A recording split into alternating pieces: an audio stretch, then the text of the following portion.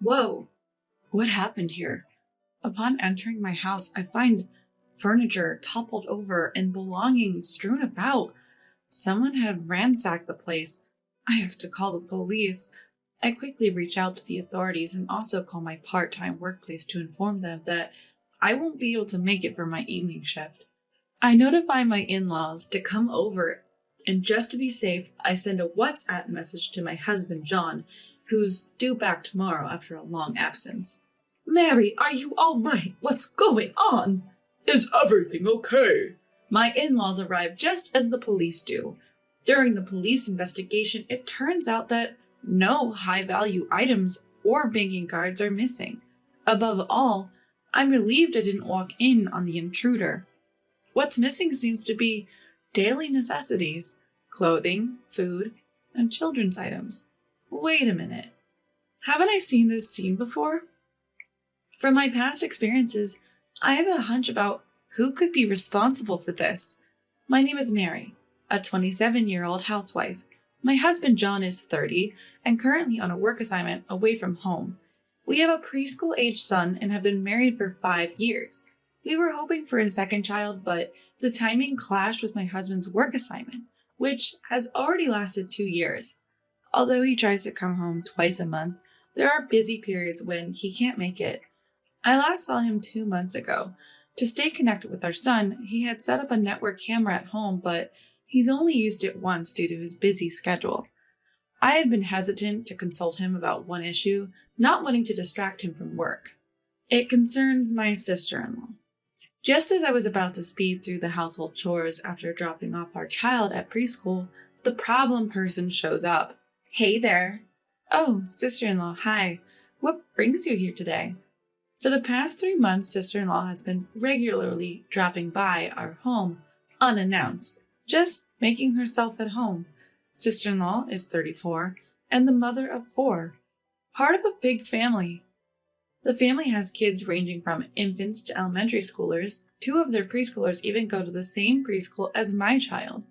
My sister-in-law, or SIL for short, is a large woman with a blunt personality, for better or worse.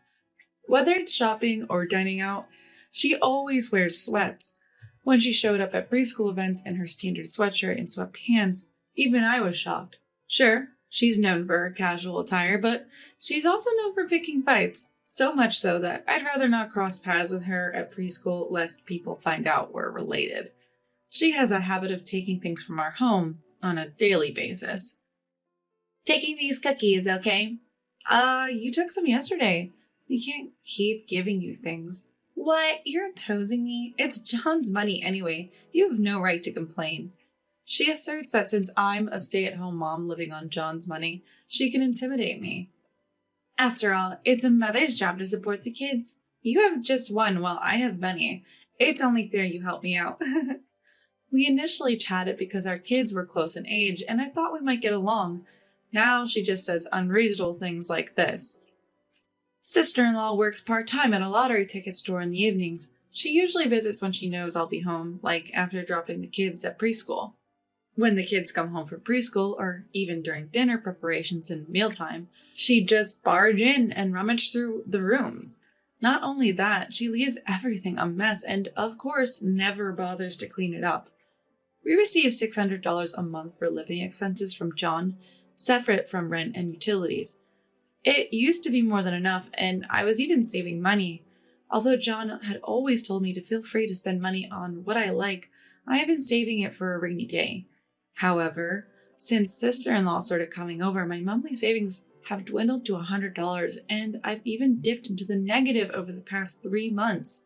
Because of sister-in-law, the money John gives me vanishes each month, and I've been covering the shortfall using the savings I had before we were married. Realizing this can't go on, I finally gathered the courage to tell sister-in-law that this needs to stop. Sister-in-law, it's getting tough for us too.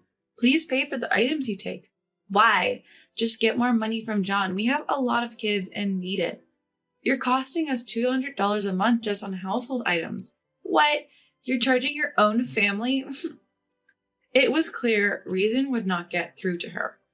I feared this situation could ruin our family, so I told John I'd like to work part-time.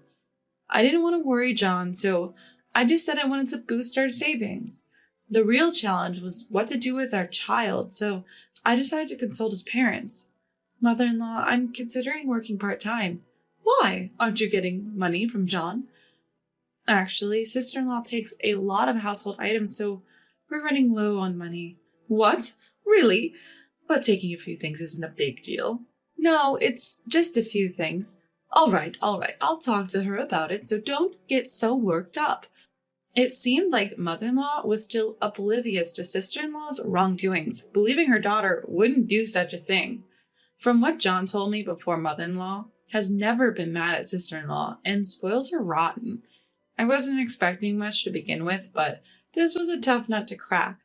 My frustration with sister-in-law was escalating, and I couldn't hold back my anger any longer. Talking directly to her wasn't working, so I decided to hatch a plan. Soon after, I started a part-time job. I would work mornings, pick up my son from preschool, drop him off at John's parents' house, then work my part-time job until evening. This new routine helped me avoid sister-in-law, but it seemed to trigger a barrage of angry messages from her. Where are you? Where are the house keys? I know you're there. Open up. When will you be done? The frequency of her messages increased, showing her annoyance with my constant absence. Bring some tissues around in the evening. What time in the evening? Before my part-time job, so let's say 5 p.m. Oh, sorry, I'm working my part-time job until 6 p.m. You're deliberately avoiding me. No, I'm just working longer hours because we're short on money. So it's my fault we're short on money. Exchanging these lines, even sister-in-law's pettiness started to feel amusing on WhatsApp. Life was much calmer without meeting sister-in-law every day. Unlike my peaceful state, sister-in-law was restless. One time, we went out to eat with our parents-in-law and sister-in-law's family. She was giving me icy stares, but I didn't care and just enjoyed my meal. Mary, no part-time work today, huh? I had planned this dinner with father-in-law and mother-in-law for a while. Sister-in-law turned her face away, clearly irritated. In some ways, I owe my sister-in-law for my newfound assertiveness to dealing with someone as dense as her. Later, we had tea at John's parents' house, and all was quiet on sister-in-law's end. We then headed home. I was hoping that sister-in-law would finally give up, but things took an unexpected turn. A month later, after dropping my son off at preschool and at John's parents', I went home to grab something I forgot. I was in a hurry because I didn't have much time before my part-time job started. What the? I came home to find furniture overturned and belongings scattered. I've got to call the police. I hurriedly called the police and informed my part-time job that I'd be taking the day off. I also informed my parents-in-law and asked them to come over and sent a precautionary message to John, who was coming home tomorrow. Mary, are you all right? What happened? Is everything okay? I began talking to a private investigator. As this happened, the police arrive. During the investigation, we find that no high-value items or bank cards are missing. Above all, I'm relieved I didn't confront the intruder. What's missing are daily necessities, clothing, food, and stuff for the kids. Wait a minute, haven't I seen this situation before? Mother-in-law, I don't mean to point fingers, but isn't it possible that sister-in-law did this? My daughter! No way! She would never do something like this. Who else would ignore valuable stuff and take only daily items? It has to be sister-in-law. Mary, just because sister-in-law takes things from your home doesn't mean she would do something like this, mother-in-law insists. Although it may be natural for a mother to trust her daughter, mother-in-law refuses to call sister-in-law to the scene. Finally, father-in-law, who had been silent all along, speaks up. The police are here. She should prove her innocence by coming. As father-in-law says that, well, you have a point. Mother-in-law concedes, unable to go against father-in-law, and promptly calls sister-in-law. What's up?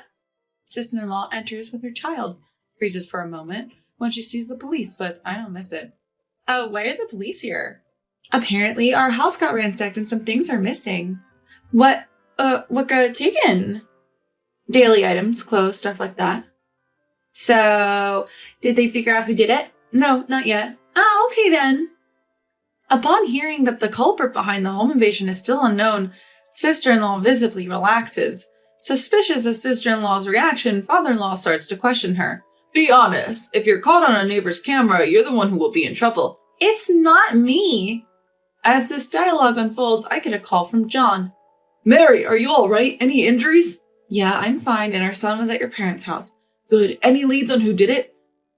Actually, I hadn't talked about this yet, but I explained everything to John. Why didn't you tell me earlier? I would have warned her. I'm sorry. I didn't want to worry you. Have you checked the camera? Camera? Remember? I installed a network camera so I could talk to our son. Is it still there? Oh, right. I had forgotten about it, but thanks to leaving it plugged in, it seemed to be working. After telling John that the camera was active, he checked past footage on his mobile phone. I end my call with John and head back to the living room where everyone is. We know who did it. What? How? John had set up a camera so he could talk to our son while he's away on business. Uh-huh. And the footage shows this person. I show the mobile phone to the police and my parents-in-law and their sister-in-law, rummaging through the house, then leaving with bags full of stuff. How did you get into the house, sister-in-law? I press her for an answer, and sister-in-law falls silent. Tell the truth. Father-in-law interrogates sister-in-law with a stern look. Well, the thing is, sister-in-law slowly starts talking. I noted the lock code while relaxing at my parents' house. I then asked someone I know to make a duplicate key. While father-in-law looks at sister-in-law in disbelief, mother-in-law keeps her head down in silence. Mother-in-law, are you okay? As mother-in-law's shoulders tremble, I wonder if she's crying because she feels betrayed by her daughter. You foolish daughter! Mother-in-law screams, her face turning red and filled with an unprecedented rage. Mom, I just took a little, that's all. What do you mean, a little? I've been giving you around $200 every month because you said it was tough with the kids. If you were stealing supplies from Mary's house, what happened to that money? Apparently, mother-in-law had been giving sister-in-law about $200 every month. I can't even look people in the eye knowing my daughter ransacked a house like a thief. It's all my fault for spoiling you. Come clean about everything. Sister-in-law, who had never been yelled at by mother-in-law before, shrinks back, her eyes welling with tears. It seems she spent the money she received from mother-in-law for daily necessities and on her own clothes and bags, but something doesn't add up. We all find it strange that sister-in-law, who always wears sweatshirts and sweatpants, claims to be buying clothes for herself. So where are these clothes and bags you supposedly bought, sister-in-law? They're at home. Then sell them, turn it into some money, and pay back what you've taken so far. This is complicated. Sister-in-law, who's bad at giving up, was desperately trying to come up with an excuse. Then her older child casually let something slip. The clothes aren't mom's anymore, so they're not at home, right? What? Turns out she had been buying men's clothing and bags. Did you buy them as a gift for Dad? No, for a young man who isn't Dad. Shockingly, it's revealed that sister-in-law has been financially supporting another man. Mother-in-law, upon hearing this, is even more furious and starts talking about disowning her. Even the police seem uncomfortable in this escalating environment. So what will happen with this situation? I think it would be better to settle this privately since it's a family matter. Yeah, what should we do? Father-in-law, seemingly stuck, turns to me. At that point, sister-in-law frantically latches onto me. Mary, you wouldn't actually press charges, would you? Think about how sad it would be for the kids if their mom got arrested. Don't try to use the kids to escape responsibility. Apologize to Mary right now. Mother-in-law, her eyes fierce, starts berating sister-in-law again. Mary, I'm really sorry for what I've done. Please, please, please forgive me. Sister-in-law almost cries as she kneels and clings to my feet. The kids are watching with concerned faces, and honestly, it feels wrong to show them adults squabbling like this. Fine, I won't press charges. Oh, thank you, Mary. Sister-in-law quickly changes her expression. But there are conditions. The condition I give is that sister-in-law must pay back the $900 she took over the last 3 months by working part-time and giving us $100 each month. I can't pay $900. I have 4 kids. Didn't you say supporting your kids is a mother's duty? So it's only fair to return the money you've taken from your brother's children who are suffering because of you. Well, that's... Sister-in-law seemed frightened by my words. If you have time and money to spend on another man, then work to pay us back. The monthly payments are even a compromise compared to what you've used. I quickly corner sister-in-law, but my words don't seem to reach her. But still, enough! Enough! Be grateful you're not getting sued and accept the conditions. Mother-in-law raises her voice again as sister-in-law's indecisive attitude. I understand, After hearing from the victim, I think accepting these terms would be the best course of action, says the police officer. Sister-in-law, with her head hung low, reluctantly agrees. Even though the kids will inevitably find out and I do feel sorry for them, I can't muster any sympathy for her sister-in-law. Exploiting her brother's family to save on living expenses while lavishing money and attention on another man is something I'll never understand. The next day, when John came back, she ended up getting scolded even more. Sister-in-law was in tears, apologizing profusely, but John was adamant about not forgiving any inconvenience caused to myself or our child. I think the future relationship between the siblings hinges on sister-in-law's actions. Above all, sister-in-law's greatest challenge lies ahead. What will she say to her husband who's coming back from a business trip next week? We managed to arrange for the kids to stay with John's parents during the discussion on that day, so they wouldn't witness sister-in-law's disgraceful state. As soon as sister-in-law's husband saw her, she broke down crying and deeply apologized. Her husband was confused until father-in-law and mother-in-law filled him in, after which he was furious. Feeling lonely, she had found comfort in a young man. She insisted she had done nothing more than financially support him. She said she'd repay the money to her brother and his family, but from the husband's perspective, it was understandably infuriating to come home from work to this mess. Though he blamed himself, the thought of the kids made his heart ache. From then on, my sister-in-law was sued for damages by her husband. Just selling lottery tickets part-time wasn't enough, forcing her to also work nights. Under such dire circumstances, her previous aggressive demeanor faded away as if she were a changed person. Once so quick-tempered and argumentative, especially around the preschool, she's now so unobtrusive. She's hardly noticeable. As for our family, John returned home after his work assignment was over, and our son was absolutely thrilled, enjoying each day. I continue with my part-time job thinking it best to save as much money as possible, but I recently fell ill and had to visit the hospital. According to the diagnosis, we were delighted to learn we're expecting our second child. John was thrilled, and we later safely welcomed a baby girl. Now, as a family of 4, we cherish our happiness.